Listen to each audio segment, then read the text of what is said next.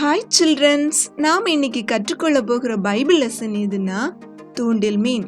பாடபாகம் மத்தேயு 17ஆம் அதிகாரம் 24 முதல் 27ஆம் வசனம் வரை. இன்றைக்கான மனன வசனம் ரோமர் 13ஆம் அதிகாரம் 1ஆம் வசனம். தேவனாலே அன்றி ஒரு அதிகாரமும் இல்லை. தேவனாலே அன்றி ஒரு அதிகாரமும் இல்லை. நம்ம பாடத்தின் நோக்கம், நாம எல்லாரோடும் ஒத்து போக பழக வேண்டும். ஓகே, ஸ்டோரி கேட்கலாமா? நீங்க கடலுக்கு போயிருக்கீங்களா? மீன் பிடிக்கிறத பார்த்திருக்கீங்களா? இங்க கூட மீன் பிடித்த பேதுருவையும் இயேசு செய்த ஒரு அற்புதத்தையும் கேட்க போறோம். வரி பணம், அதாவது டாக்ஸ், நாம யாருக்கு கொடுக்கிறோம்? அரசாங்கத்துக்கு தானே கொடுக்கிறோம்.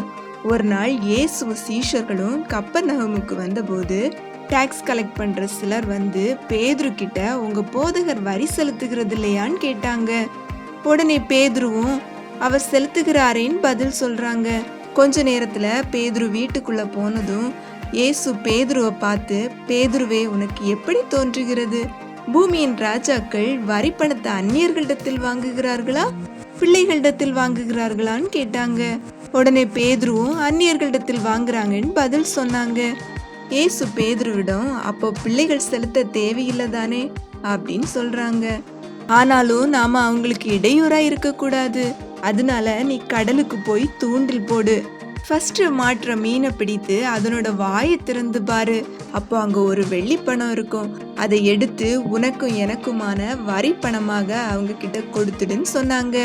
உடனே பேதுருவும் தூண்டில் எடுத்துக்கிட்டு கடலுக்கு போயிட்டாங்க. கடல்ல தூண்டில வீசி மீனை பிடிக்கிறாங்க. முதலாவது மாட்டுன மீன் பிடித்து பார்த்தபோது இயேசு சொன்ன மாதிரியே அதனோட வாயில வெள்ளி பணம் இருந்தது. உடனே பேதுருவும் ஆச்சரியத்தோட அதை எடுத்து கொண்டு போய் இயேசுவுக்காகவும் அவருக்காகவும் வரி பணமா கொடுத்துட்டாங்க. இயேசு செய்த அந்த அற்புதம் நமக்கும் ஆச்சரியமா இருக்குதானே?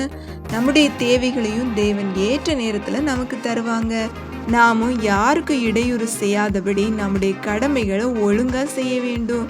யார் கூடயும் வாக்குவாதம் பண்ணாம, சண்டை போடாம சமாதானமா வாழ வேண்டும். நமக்கு தேவையானதை ஏசப்பா கிட்ட மட்டும் கேட்க வேண்டும். நம்முடைய எல்லா தேவைகளுக்கும் ஏசப்பாவை மட்டும் நம்பி அவர் கூட வாழ்வோமா? God bless you.